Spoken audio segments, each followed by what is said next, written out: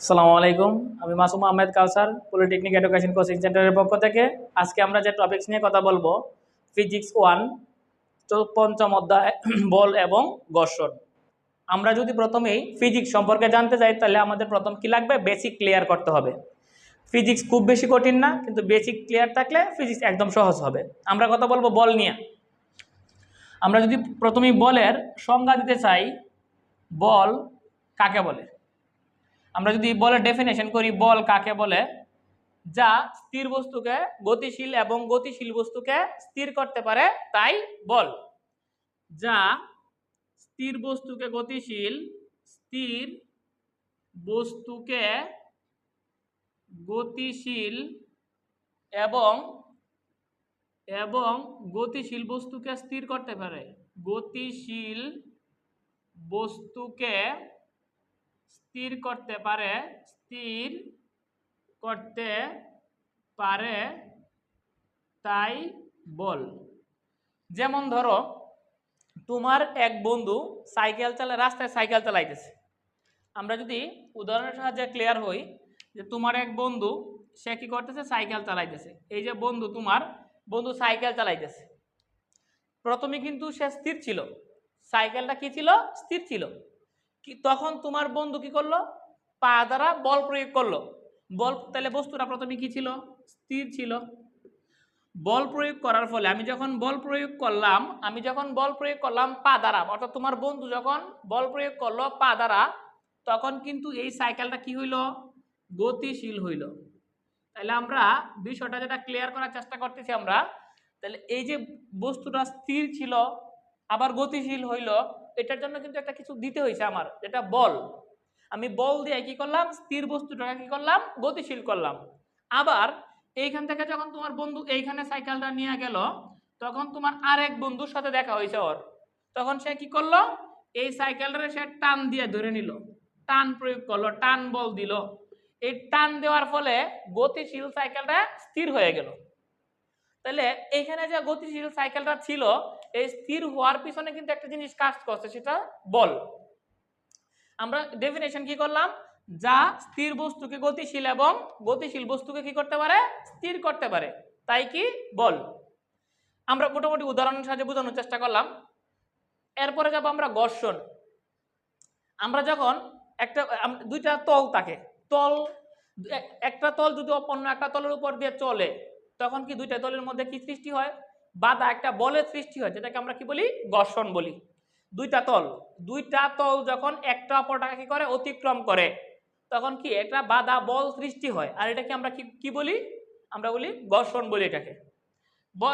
আমরা এই অধ্যায়ের নাম ছিল বল এবং ঘর্ষণ। তোমরা চাইলে একটু ডেফিনেশনটা লিখে নিবা। বলের ডেফিনেশন: যা স্থির বস্তুকে গতিশীল এবং গতিশীল বস্তুকে স্থির করতে পারে, তাই বল। আমরা এইখানে আরেকটা টপিকস আসবে, নিউটনের তিনটা সূত্র। এই তিনটা সূত্র তোমার জানতে হবে। নিউটনের সূত্র, নিউটনের গতিসূত্র, গতিসূত্র। তাহলে আমরা বললাম নিউটনের গতিসূত্র আছে তিনটা। নিউটনের গতিসূত্র কয়টা? তিনটা। আমরা নিউটনের গতিসূত্র যদি তিনটা বলি, প্রথম এক নাম্বার সূত্র, স্থির বস্তু বল প্রয়োগ না করলে স্থির বস্তু স্থির এবং গতিশীল বস্তু সুষম গতিতে চলতে থাকবে।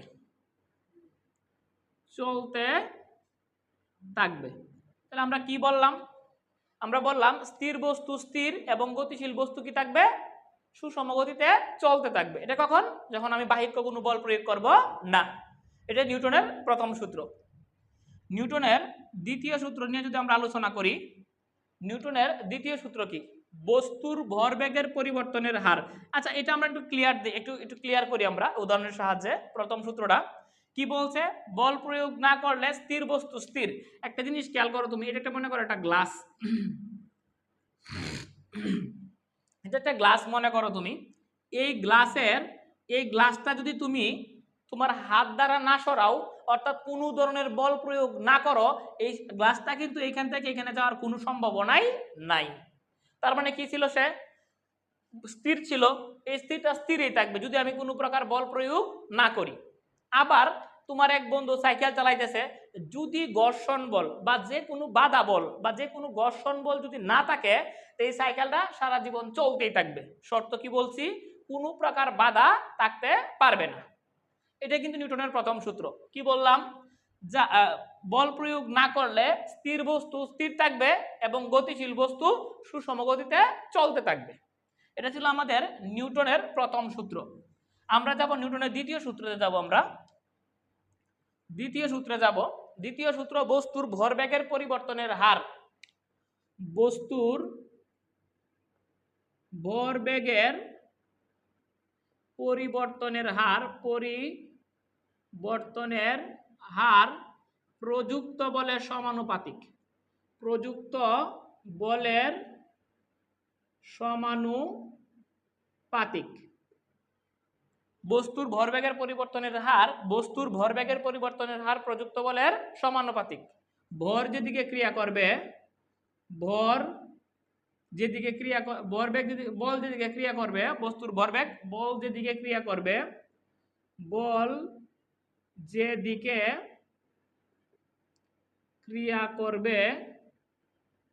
বস্তুর ভরবেগ সেদিকেই ঘটবে। আমরা আবার বলি, বস্তুর ভরবেগের পরিবর্তনের হার প্রযুক্ত বলের কি সমানুপাতিক, এবং বল যেদিকে ক্রিয়া করবে বস্তুর ভরবেগ সেদিকেই ঘটবে। আমরা একটু উদাহরণের সাহায্যে ক্লিয়ার হয় সূত্রটা। মনে করো একটা বস্তু আছে এখানে, এই বস্তুর উপর যদি অল্প বল প্রয়োগ করি তখন কিন্তু বস্তুটা অল্প সরণ ঘটবে। যদি বেশি বল প্রয়োগ করি বস্তুটার বেশি সরণ ঘটবে। অর্থাৎ তাহলে বস্তুর ভরবেগের পরিবর্তনের হার প্রযুক্ত বলের সমানুপাতিক মানে একই হারে বাড়বে, একই হারে কমবে। মানে কি, আমি অল্প বল প্রয়োগ করলাম, সে অল্প সরণ ঘটলো। সরণটা কার সাথে সমানুপাতিক? বলের সাথে সমানুপাতিক। যদি বেশি বল প্রয়োগ করি বেশি সরণ ঘটবে। এই এতটুকু কথা, সেটা বস্তুর ভরবেগের পরিবর্তনের হার প্রযুক্ত বলের সমানুপাতিক। আবার বললাম, বল যেদিকে ক্রিয়া করে বস্তুর ভরবেগ সেদিকেই ঘটবে। সাপোজ মনে করো আমি বল উত্তর দিকে প্রয়োগ করলাম, সরণ কিন্তু বস্তুর দক্ষিণ দিকে ঘটবে না, উত্তর দিকেই ঘটবে। এই কথার তাৎপর্য ছিল এটা, যে বল যেদিকে ক্রিয়া করবে বস্তুর ভরবেগ সেদিকেই ঘটবে। তৃতীয় সূত্র, আমরা যদি নিউটনের তৃতীয় সূত্র নিয়ে আলোচনা করি, প্রত্যেক বস্তুরই সমান এবং বিপরীতমুখী কি আছে? প্রতিক্রিয়া আছে। প্রত্যেক বস্তুর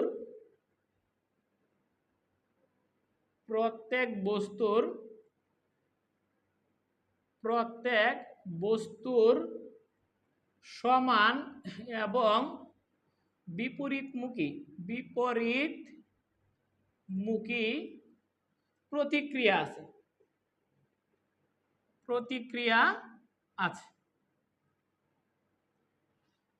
প্রত্যেক বস্তুর সমান এবং কি আছে? বিপরীতমুখী কি আছে? প্রতিক্রিয়া আছে।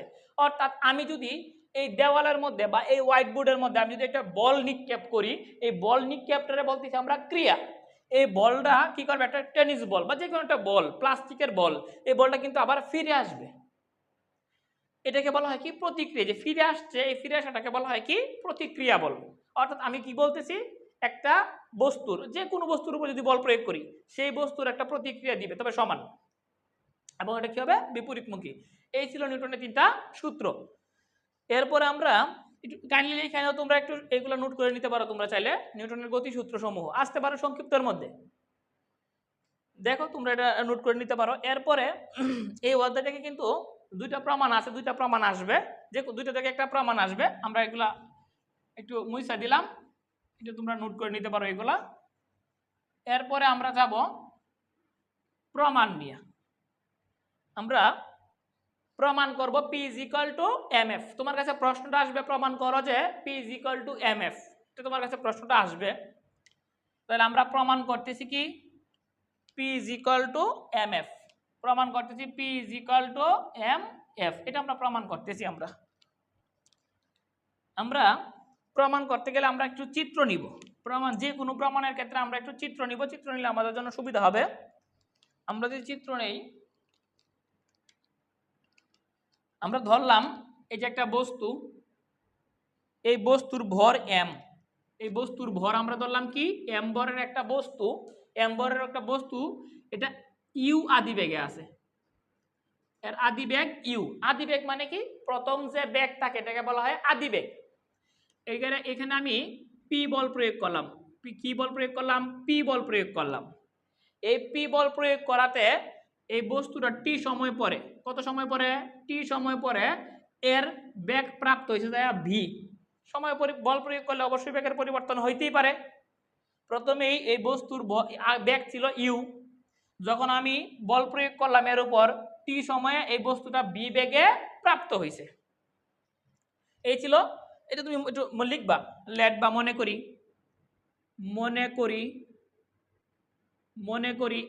u আদি m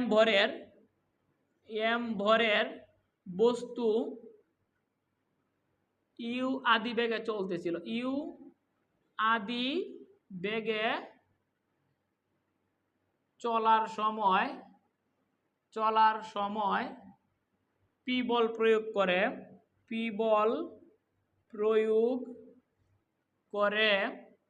t সময়ে v বেগ প্রাপ্ত করা হলো, v বেগ প্রাপ্ত হলো।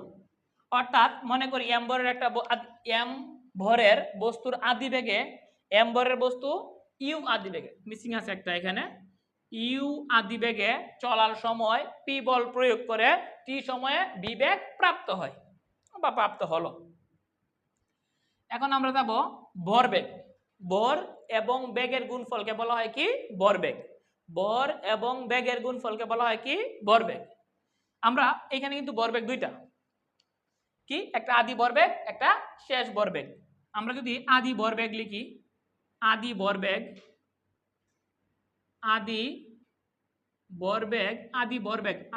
ভর হচ্ছে যা m, আদি বেগ হচ্ছে যা u, তার মানে আদি ভরবেগ mu, শেষ ভরবেগ অর্থাৎ mv। তখন আমরা লিখব, আচ্ছা এই যে ভরবেগের পরিবর্তনটা হইল কত সময় হইল, t সময়ে পরিবর্তন হইল। আমরা লিখব t সময়ে ভরবেগের পরিবর্তনের হার, t সময়ে ভরবেগের পরিবর্তন হার, পরিবর্তন। আচ্ছা আমরা জিনিসটা তোমরা জানো হয়তো বা, পরিবর্তন কিন্তু বড়টা থেকে ছোটটা মাইনাস, পরিবর্তন মানে কি বড়টা থেকে ছোটটা মাইনাস। তাইলে t সময়ে ভরবেগের পরিবর্তন, বড়টা কোনটা mv মাইনাস mu। আমরা যদি একক সময়ে যাই, যদি t সময়ে, মিসিং আছে একটা এখানে, t সময়ে হবে, t সময়ে ভরবেগের পরিবর্তনের হার mv মাইনাস mu। t সময়ে, একক সময়ে ভরবেগের পরিবর্তনের হার তখন সময় দ্বারা ভাগ হবে, mv minus mu by t। এইখান থেকে কিন্তু আমি m কমন নিতে পারি, তখন থাকতেছে এখানে v minus u by t। এই ছিল একটা পার্ট। আবার আমরা জানি কি নিউটনের দ্বিতীয় সূত্র অনুসারে, নিউটনের দ্বিতীয় সূত্রানুসারে কি শিখছিলাম, নিউটনের দ্বিতীয় সূত্রটা, বস্তুর ভরবেগের পরিবর্তনের হার প্রযুক্ত বলের সমানুপাতিক। প্রযুক্ত বলের সমানুপাতিক কি কেডা, ভরবেগের পরিবর্তনের হার। ভরবেগের পরিবর্তনের হার কত, m into V minus U by T. তাহলে p সমানুপাতিক তুইলা দিয়ে আমি সমান সমান দিলাম, সমানুপাতিক তুইলা সমান সমান দিলে একটা ধ্রুবক ব্যবহার করতে হবে তোমার, সেক্ষেত্রে আমি ধ্রুবক ব্যবহার করলাম কে। আমরা একটু পরে সমানুপাতিক তুলি, m V minus U by T, তোমার ত্বরণের সূত্র, F is equal to V minus U by T. কার সূত্র? ত্বরণ বের করার সূত্র V minus U by T. তাহলে এই V minus U by T সমান সমান এফ, পি সমানুপাতিক তুলে সমান সমান দিলাম কে এম এফ।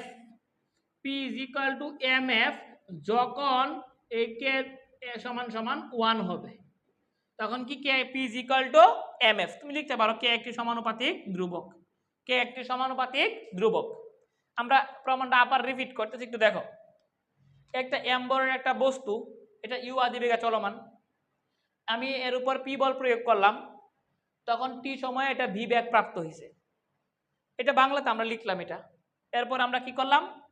আদি ভরবেগ বের করলাম, শেষ ভরবেগ বের করলাম, তখন লিখলাম টি সময়, এটা পরিবর্তনটা হয়েছে কিন্তু টি সময় হয়েছে, কিন্তু এটা লিখলাম টি সময়ে ভরবেগের পরিবর্তনের হার কত? M V minus M U, বা পরিবর্তন দিতে পারো তুমি।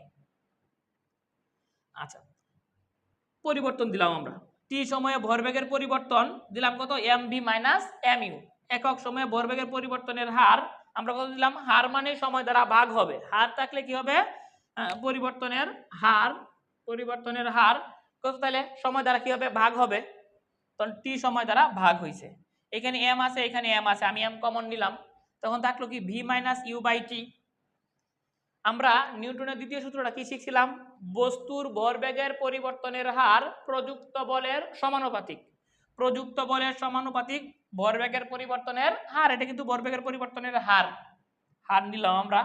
এই V minus U by T সমান সমান এফ, সমানুপাতিক তুইলা দিয়ে সমান সমান দিলাম, একটা ধ্রুবক দিলাম K, K is equal to যখন 1 তখন P is equal to M F. এই ছিল প্রমাণ, খুব ইম্পর্টেন্ট একটা প্রমাণ। এই প্রমাণটা তোমরা অবশ্যই অবশ্যই শিখবা। এই প্রমাণটা পরীক্ষা আসার মতো একটা প্রমাণ। এরপরে এই ছিল আমাদের এই পার্টে আমাদের ক্লাস। নেক্সট পার্টে আমরা পরবর্তী যে টপিকসগুলো আছে এই অধ্যায়ের এবং ম্যাথ সংক্রান্ত যে সলভগুলো আছে এগুলো ইনশাল্লাহ করব। ভালো থাকবা, সুস্থ থাকবা, আল্লাহ হাফেজ।